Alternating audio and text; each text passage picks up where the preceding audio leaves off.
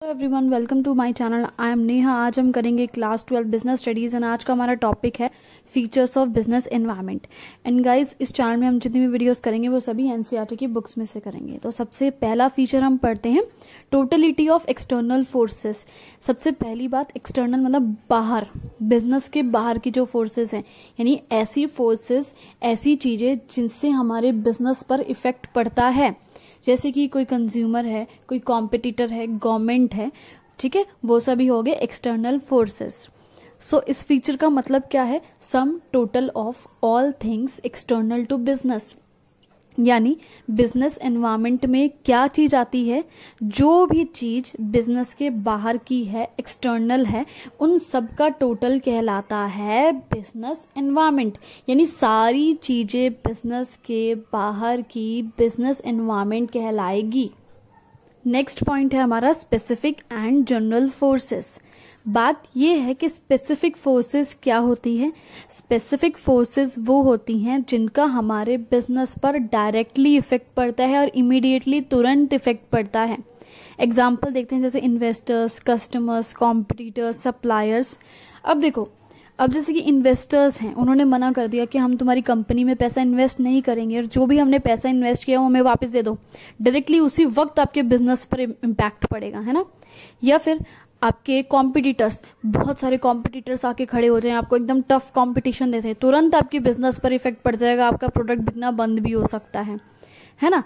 तो अब बात आती है कि जनरल फोर्सेस क्या होती है। जनरल फोर्सेस वो फोर्सेस होती हैं जिनका इफेक्ट हमारे बिजनेस पर डायरेक्टली नहीं पड़ता है बल्कि इनडायरेक्टली पड़ता है। जैसे कि सोशल एनवायरनमेंट, हमारा political, legal, technological environment.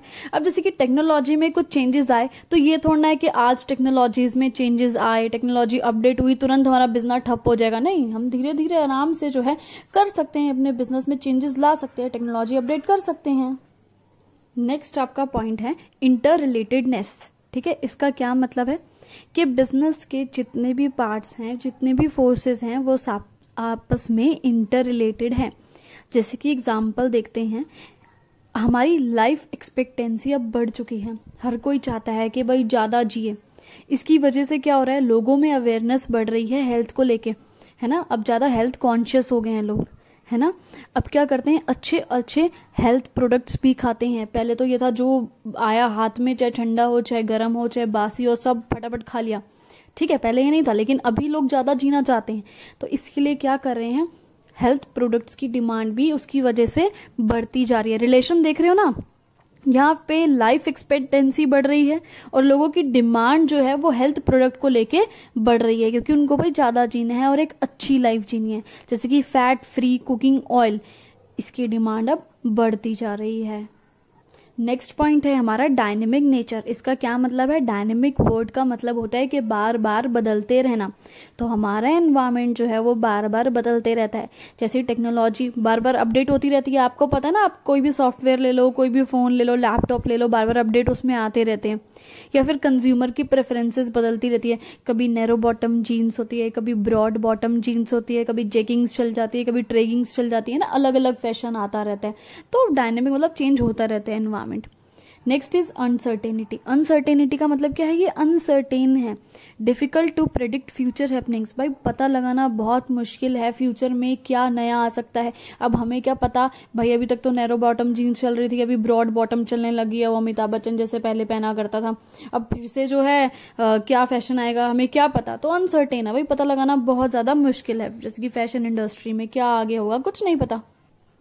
Next आपका पॉइंट है कॉम्प्लेक्सिटी। कॉम्प्लेक्सिटी का मतलब क्या है? बिजनेस एनवायरनमेंट को समझना बहुत ही कॉम्प्लेक्स है। क्यों कॉम्प्लेक्स है? क्योंकि इसमें बहुत सारे इंटर रिलेटेड फोर्सेस हैं, बहुत सारी ऐसी चीजें हैं जैसे कि हमने पढ़ा था आपस में एक दूसरे से जुड़ी हुई हैं।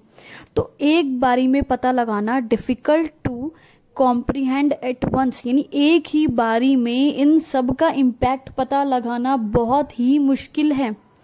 Easier to understand in parts. अगर किसी एक को समझना है कि भाई टेक्नोलॉजी का हमारे बिजनेस पर क्या इम्पैक्ट पड़ेगा, तो एक चीज को समझना है तो बहुत आसान है, लेकिन difficult to grasp in its totality, यानी टोटल हर एक चीज का असर कैसे पड़ेगा बिजनेस पे, वो पता लगाना मुश्किल है। एग्जाम्पल देखते हैं, it is difficult to know impact of the social, economical, political, technological and legal factors. यानी ये जितने भी फैक्टर्स हैं उन सब का इम्पैक्ट हमारी प्रोडक्ट की डिमांड पर क्या पड़ेगा। अगर किसी एक का पता लगाना होता तो बहुत आसान होती, हम अच्छे से पूरा रिसर्च कर लेते, लेकिन इतने सारे चीजों की रिसर्च करना बहुत ज्यादा मुश्किल है, इतने सब चीजों को एक साथ समझना।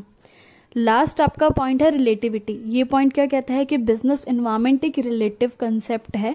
इसका क्या मतलब है कि हर कंट्री में, हर रीजन में, हर एक एरिया में अलग अलग असर पड़ता है। जैसे कि अगर हम साड़ीज का बिजनेस है हमारा, हम उसको देखें तो इंडिया में तो इसकी डिमांड बहुत ज्यादा होगी, लेकिन अगर किसी दूसरी कंट्री में जैसे फ्रांस में देखें तो वहां पे तो इसकी डिमांड है ही नहीं। तो इसलिए बोलते हैं बिजनेस एनवायरनमेंट का इम्पैक्ट हर जगह अलग अलग पड़ता है। ये नहीं कि हमने एक कंट्री का जो है एनवायरनमेंट एनालाइज कर लिया, बात खत्म। लेकिन अगर हमारा प्रोडक्ट दूसरे भी देश में बिक रहा है तो हमें वहां का भी बिजनेस एनवायरनमेंट समझना पड़ेगा। तो अलग अलग कंट्री में अलग अलग जगह हमें सब कुछ समझना पड़ेगा। इसी का ये टॉपिक खत्म हुआ। Thanks for watching this video. Please like, share and subscribe.